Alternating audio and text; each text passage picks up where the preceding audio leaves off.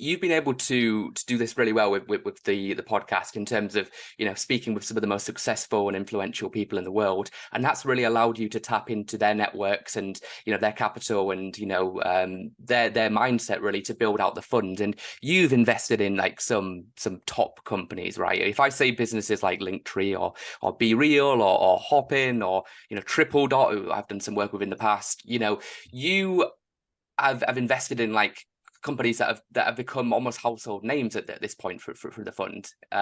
So how do you decide like which companies that you want to invest in versus which ones to pass on? Is there like, because the industries there are a little bit different. I mean, tech seems to be a theme, but is it about the founder? Is it about the vision? Is it about the sector? Is it about all of the above? Is it about what's on Harry's mind today in terms of where the world's going? What's important to you in picking projects to back? Yeah, I'm going to give you a couple of different analogies, which I think will be helpful. Like, number one, I am not smart enough to predict markets. So anyone that thinks that they can predict a market and a market timing is incredibly confident, and I hope that they're right, but they most likely are not. Most are wrong, aren't they? I mean, Most of the time they're wrong. I like the analogy of a surfer.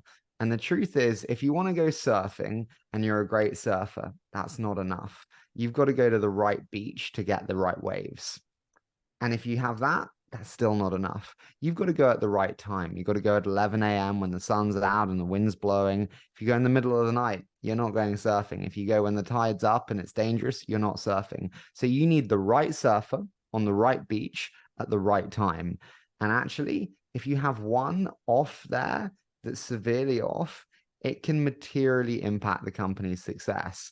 You can have an amazing founder operating in an amazing market, and then COVID hits. There is nothing that the founder can do, no matter how good they are. I've had amazing companies in amazing markets, and then a political regime hits that means that they cannot operate in the same way, or national crisis happens, it means they can't operate in the same way. So I need those three things. And then I would say, when you're speaking to a founder, I'd give this analogy to my mother. There's two types of cooks, Alfie. You say, I'm making spaghetti bolognese. And they say, how are you doing it? And you say, I'm going to Tesco and I'm buying the bolognese sauce and I'm buying the spaghetti. And you go, okay. And then the other person goes, I'm going to Spitalfields Market because they've got the most amazing tomatoes. And then actually, I've been marinating this beef that I'm going to mince up. And actually, it's the shoulder of the lamb, so it'll be much more succulent. And then I'm actually going to use this specific type of flour for the pasta, which I'm making now. They're very different types of chefs. It's not what you do, it's how you do it. And so I will ask, talk to me about how you think about hiring people. What is that process? What do you do strategically to build culture in the early days? What works? What doesn't? How do you think about early customer feedback and testing? Which questions do you listen to and which do you not from customers? Do you always take their feedback? It's in the how they do it, not the what they do, that really determines the quality. And so I really focus on those two things. And I think a final thing is like, is it big enough? Like, life is short. I don't want to spend my life, and I don't want founders to necessarily spend their lives bluntly on e-commerce cart abandonment. I want to, like, we have the most pressing fucking problems ever, from education to housing to defense to climate change. I don't want e-commerce cart abandonment as the problem that we're using our brains to solve right now. And so I think, is the problem really, really big enough?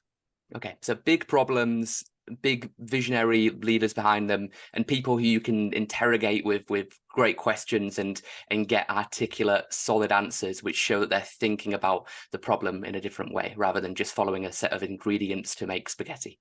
Exactly. Yeah. Okay.